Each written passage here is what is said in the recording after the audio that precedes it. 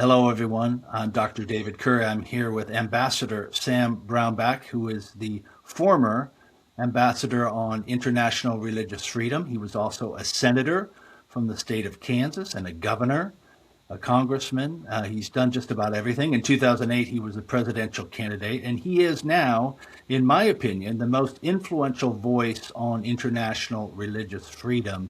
And it is a growing issue around the world. It has been for nearly 20 years, exploding in pockets around the world, persecution for someone's religious faith, the desire of dictators, regimes, extremists to put pressure on religious minorities to either give up their faith or to not practice their faith at all. And this, I hope, will be something where you can learn a lot about religious freedom, a lot of what drives some of the crises around the world today, and hopefully it will help you to be a voice for reason in this world. So, Sam, thank you for joining me. Appreciate it.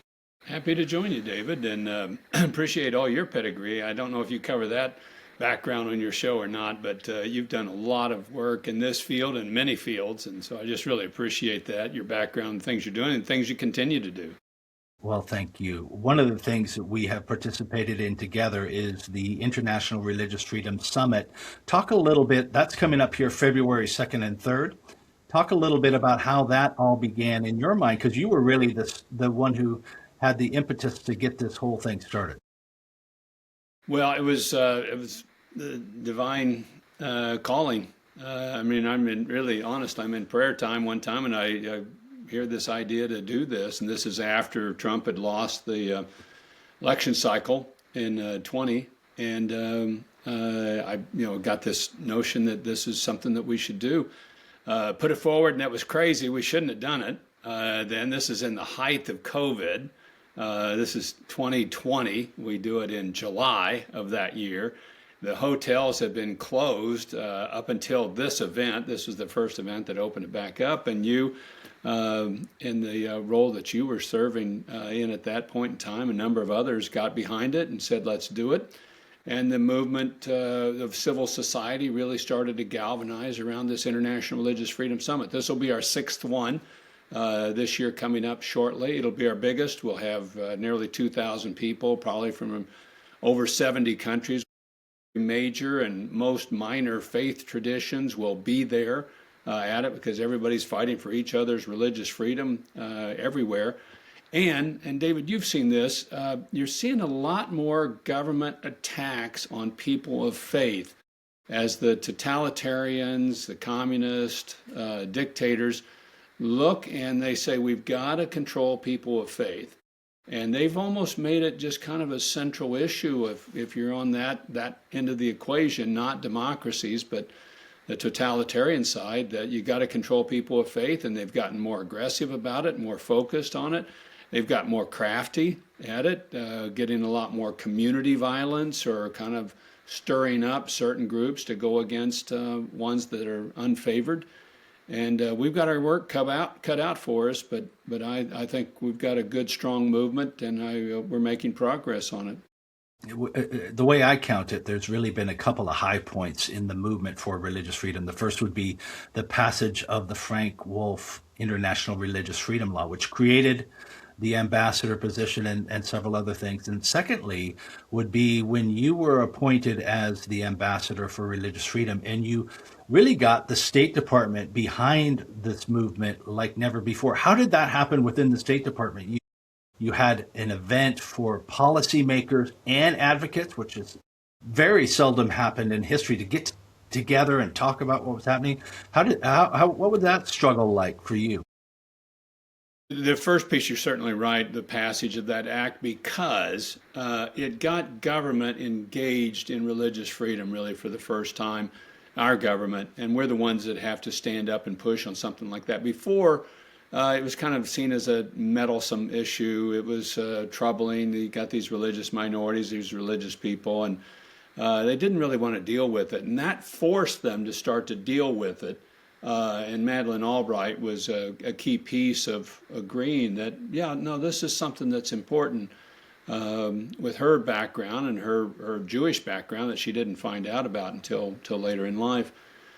What we saw when I came in as ambassador, it's a Republican administration, the first Trump administration, and the traditional kind of foreign policy community didn't come back into power. You kind of move back and forth between traditional Republican, traditional Democrat foreign policy community leaderships, and when one comes into power, the other one leaves. Well, Trump's not a traditionalist, if there's any word to describe him, that's not it. And so he brings in a new view of these things and brought in Mike Pompeo, who was a fellow Kansan with me, and we got along and it worked well together. And we started seeing, this is a key issue because all these religious people will stand up to government. And let's start really pushing on this. And we're both people of faith. And you started to overturn these rocks, and you've seen all this oppression taking place around the world of all faiths, particularly Christians, but of all faiths. And it just really then started growing as being seen, okay, this is a much bigger issue than this sort of boutique human right that it had been treated as up until really that time. So now we have this International Religious Freedom Summit. What sort of agenda items are you hoping are going to be covered? There's advocates from every kind of faith, multiple political parties from around the world. What are you hoping that the summit will achieve this year? My big push this year is for religious freedom to make the full turn into being a national security issue for the United States. That as we look at the world, and there's an axis of evil standing up against us, China heads it, but Russia and Iran, North Korea, a number of other totalitarian states are part of it. When we look at confronting, particularly communist China, because they're the head of it, the best thing we can do is support the religious minorities in China, because China fears religious freedom more than they fear our aircraft carriers or even our nuclear weapons. If you've got religious freedom in China, you don't have a Chinese Communist Party running the place. And they know it, and they put billions of dollars into oppressing religious minorities, and they put billions of dollars into developing technology that's the most sophisticated on the planet to surveil and to find the leaders of these movements. So, I look at it as saying, well, then the friend of my enemies, this is my ally. And that's what that's what I really hope we can make the turn into now, is to seeing this as a really central in our confrontation with the current axis of evil in the world. My research in the past has shown there's somewhere between 100 million Christians to maybe up to 120 million Christian. These are people who would identify themselves with that movement. Christians are certainly persecuted there, but some of the more persecuted groups in China are the smaller groups, the Uyghur Muslims, a few million of those, the Falun Gong. Why do you suppose China has cracked down so hard on the Uyghur Muslims in the northwest corner of China? I think they see it as central to them controlling East Turkestan. The Soviet Union, we all knew, was not just Russia. It was a bunch of other areas that were brought in and put under one leadership. China acts like China is it's always all been China, but it's not true. Tibet's not been a historic part of China, and neither has East Turkestan, which they call Xinjiang, which means the new frontier in China. They see the Muslims, and these are Turkish descendant people. They see the Muslim influence there as something that could really rile up and spin that region off from them. The same as the Dalai Lama is the natural leader, really, of Tibet. And so they oppress the Tibetan Buddhists, and they keep the picture of the Dalai Lama away, and they even want to appoint the next Dalai Lama. This is an officially atheistic communist government wants to appoint a global religious leader. It's nuts. It's crazy, but I think that's why they spend the most time. And David, to me, the most interesting piece I haven't understood until recently is why the Chinese communists so hated the Falun Gong. Because of all the people they oppress, the ones that seem like to me that get it the worst are the Falun Gong. And it's this kind of combination of Taoism and Buddhism and Confucianism as kind of providing the proverbs for it, but it's the most indigenous of the faiths. It's it's like what grandma practiced. It's what grandma did. She would mix a little bit of this and this, and you and I would look at synchronization and go, yeah, no, we don't believe in that. But that was very natural for them to go to both the Taoist and the Buddhist temple. And the Falun Gong is this mixture that took off like crazy. In 7 years, had 90 million adherents in China, and that's what really spooked the communists, saying, now this one, if it gets going, this one really means trouble for us. And so they just went after them with hammer and tong. It's almost as if they want to sever any connection with what China was prior to the Communist Revolution, and that Falun Gong movement represents some of that. It could be part of the challenge there for the communist government. So when you look at some of the areas around the world, the hotspots, what concerns you the most as far as religious freedom, which could bubble over into more regional unsettlement and genocides, these kinds of issues? Yeah, that's the problem, is that there's almost always a religious component within these hotspots in the world. Nigeria, in that entire Lake Chad region, that place could just catch on fire in a Christian Muslim battle that would be huge scale if that starts taking place. So that's one's really on my radar screen. Burma doesn't get on a lot of people's radar screens, Myanmar, but it's again this sort of China influence on a military government in Burma that doesn't control most of the territory of Burma. It's controlled by religious minorities in most of that country, and so the Chinese and even the Russians get engaged on that one. Nicaragua has popped up more recently. Just in the last couple of months, they've banned people carrying Bibles into Catholic Nicaragua. I mean, it's a very Catholic country.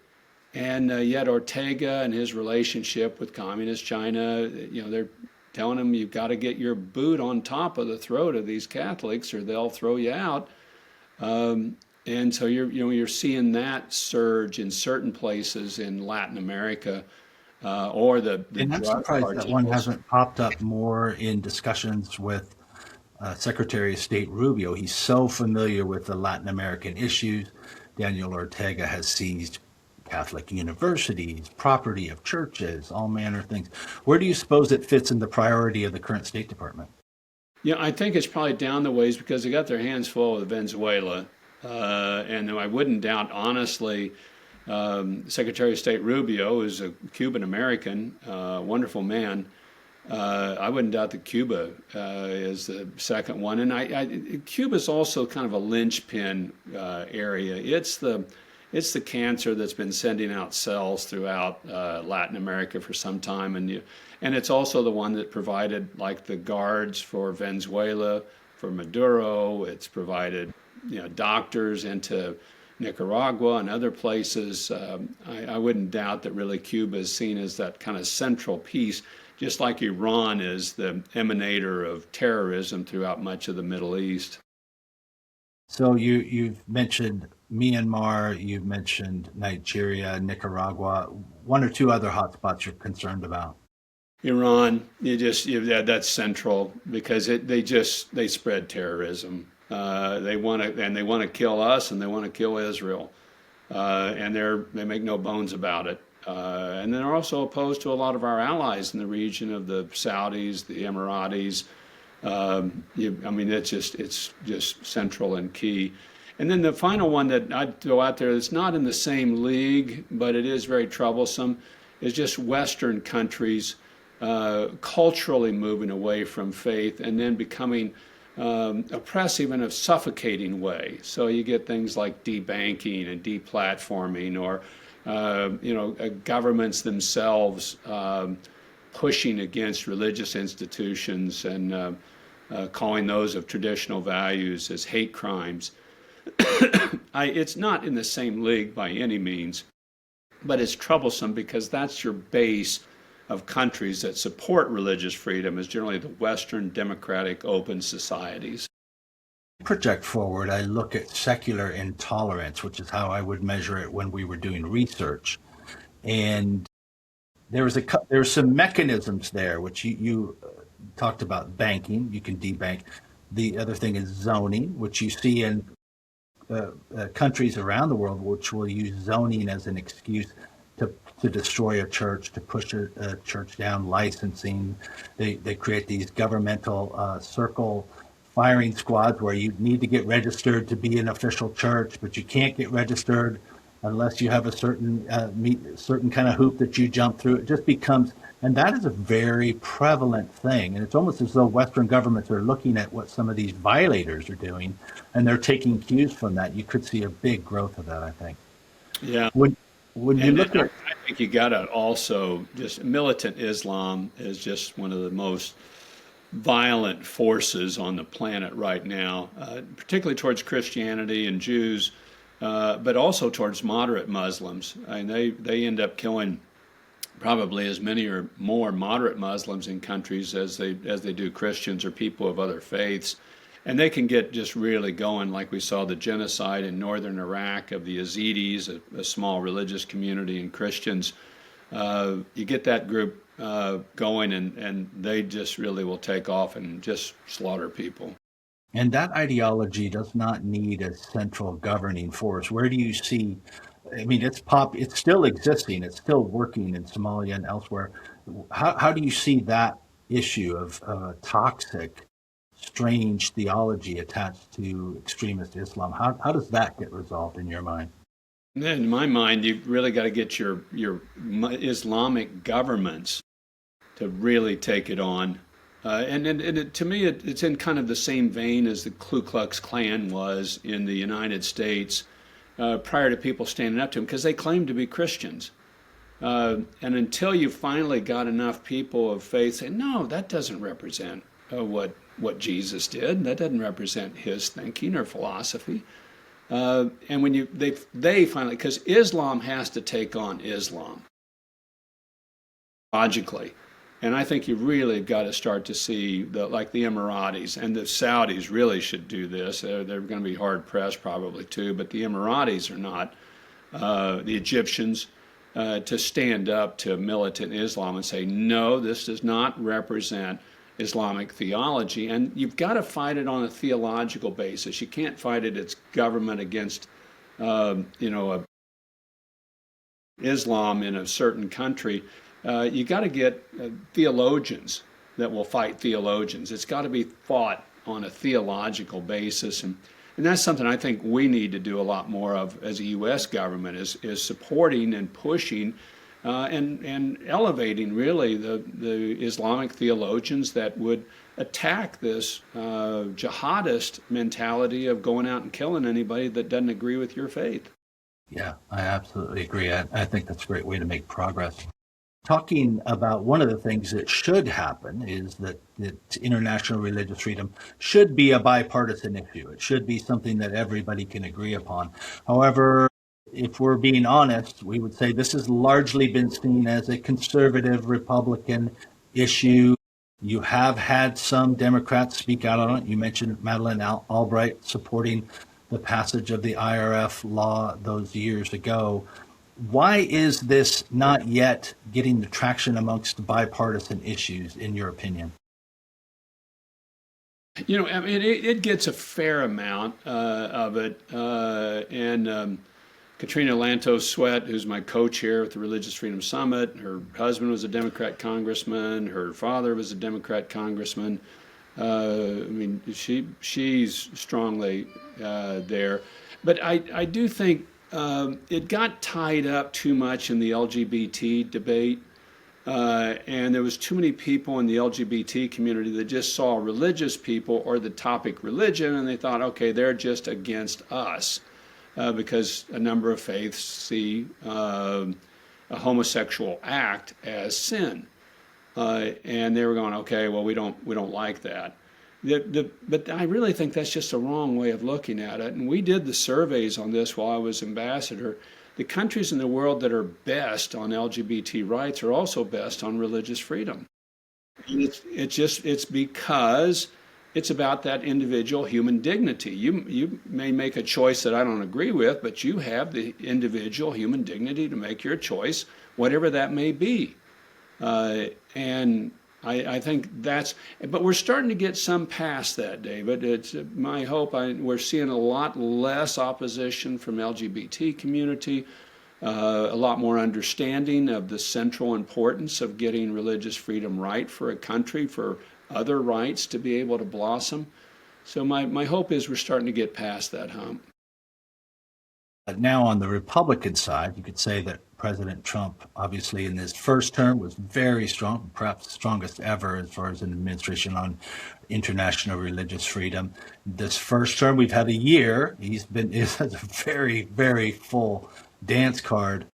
You could say there were some missed opportunities, a slow process to appointing an ambassador. Now, the nominee has been put into a position, I guess you could say, perhaps lower. Maybe you could explain what the senior advisor, a policy advisor on religious freedom, how that would differ from an ambassador. Where do you see opportunities within this State Department and administration to make progress on religious freedom? Well, I think actually they've done a remarkable job. I mean, the appointment of the ambassador, that got caught up in some in-state politics in North Carolina. But in the way the Trump world works, it's whoever the president has faith in and says this is what you do, that's who it is. Whether it's an ambassador or it's, you give him whatever title you want. Walker will be that role, and so good. Let's get going. Nigeria, the president has gone in both feet dealing with this, and it was the most deadly country in the world to be a Christian. Really Armenia, Azerbaijan situation that you and I have both been there. President's gotten engaged and really calmed that situation down. Now more needs to take place within it. And then going after Iran, that they want to wipe out the Jewish state of Israel. And going after Iran has really set that back and set their terrorism efforts back that have completely religious overtones to it. If this wasn't a Jewish state of Israel, if it was a Muslim state, they wouldn't be saying any of these things.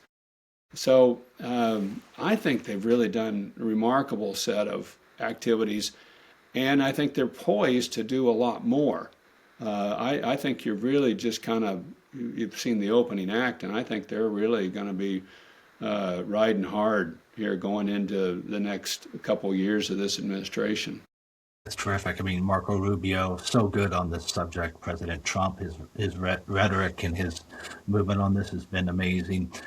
You mentioned Armenia, and this is a subject I want to touch on before we go because it's important. I see this, it's the only Christian country in the Middle East. I see it as very strategic for all manner of ways. And you have these countries which have historically, now we're looking for peace, Azerbaijan and Turkey, which have been poised against Armenia. How do you see the Armenian situation now? The Armenians, to me, they've been protected by God.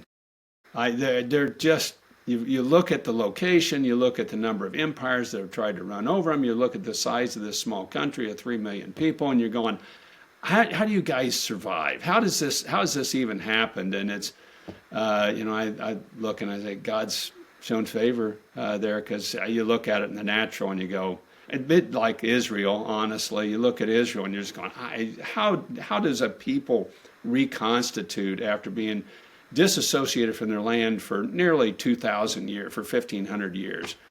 And you're going, that's divine grace and blessing with a lot of difficulty along the way. Armenia, to me, is a really key place because it is the location. It is the first Christian nation on the planet. And they haven't lost that identity, and they continue to fight for it.